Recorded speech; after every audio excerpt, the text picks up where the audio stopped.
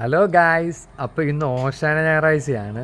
അപ്പോൾ ഇന്ന് കുർബാനയൊക്കെ കഴിഞ്ഞ് ഞാൻ ഇപ്പം വീട്ടിലേക്ക് പോകാൻ നിൽക്കുമായിരുന്നു. അപ്പോഴത്തേക്കാണ് ഞാനൊരു ഇൻട്രോ വീഡിയോ എടുക്കാമെന്ന് വിചാരിച്ചത്.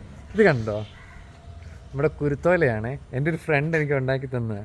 അപ്പോൾ ഇന്ന് നമ്മുടെ കുർബാനയൊക്കെ കഴിഞ്ഞ് പ്രദർശനമൊക്കെ കഴിഞ്ഞ് ആ പ്രദർശനമൊക്കെ നിങ്ങളൊന്ന് കാണിക്കണ്ടേ.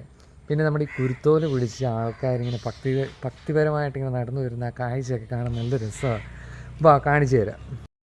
രാവിലെ 6:15 സപ്രയോടുകൂടി വിശുദ്ധ കുർബാനയും ഓശാന ഞായറാഴ്ചയുടെ ചടങ്ങിൻ്റെ ആദ്യ ഭാഗവും കഴിഞ്ഞതിന് ശേഷം വെഞ്ചരിച്ച കുരുത്തോലകൾ വിതരണം ചെയ്യുന്നു. തുടർന്ന് ഓശാനയുടെ പ്രദർശനത്തിനായി ഒരുക്കമാകുന്നു.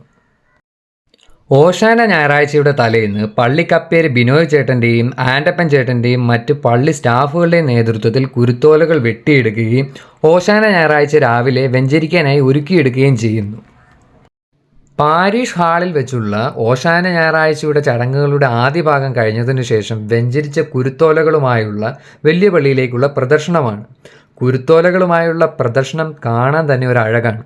സമാധാനത്തോടു കൂടി ഓശാന ഗീതങ്ങൾ പാടി ഭക്തസമൂഹവും അൾത്താര ബാലന്മാരും പ്രധാന കാർമ്മികരും ദർശന സമൂഹാംഗങ്ങളും വലിയ പള്ളിയിലേക്ക് പോകുന്നു.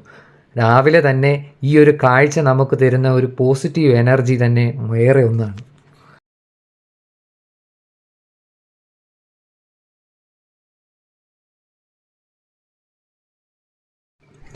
പുളിങ്കുന്ന് വലിയ പള്ളിയുടെ കീഴിൽ 2 പള്ളികളാണുള്ളത്.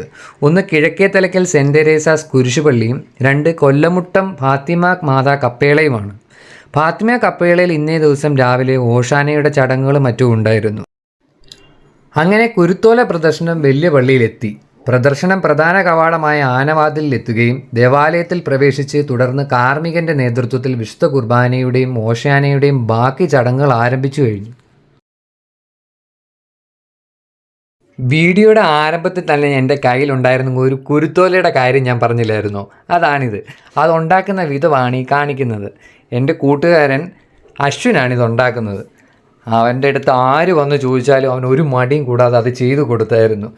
എന്തോ നല്ല മനസ്സുള്ളത് കൊണ്ടാണ്. ഓശാനയുടെ ചടങ്ങുകളും മറ്റും കഴിഞ്ഞ് പള്ളി പിരിഞ്ഞപ്പോഴത്തേക്ക് ഞങ്ങൾ യുദീപ്തിക്കാർ മലയാറ്റൂർ തീർത്ഥാടനത്തിന് പോകാൻ വേണ്ടി താല്പര്യമുള്ളവരുടെ പേരും നമ്പരും വിവരങ്ങളും എടുക്കാൻ വേണ്ടി നിൽക്കുകയാണ്. അത് കഴിഞ്ഞ് യുദീപ്തിയുടെ എക്സിക്യൂട്ടീവ് മീറ്റിംഗ് ഉണ്ടായിരുന്നു. ഏതായാലും നല്ലൊരു ഓശാന ഞായറാഴ്ചയായിരുന്നു ഇന്ന്. എല്ലാവരും വരികയും എല്ലാവരും പങ്കെടുക്കുകയും ചെയ്തായിരുന്നു. അപ്പോൾ എല്ലാവർക്കും ഹൃദയം നിറഞ്ഞ ഒരു ഓശാന ഞായറാഴ്ച നേരുന്നു.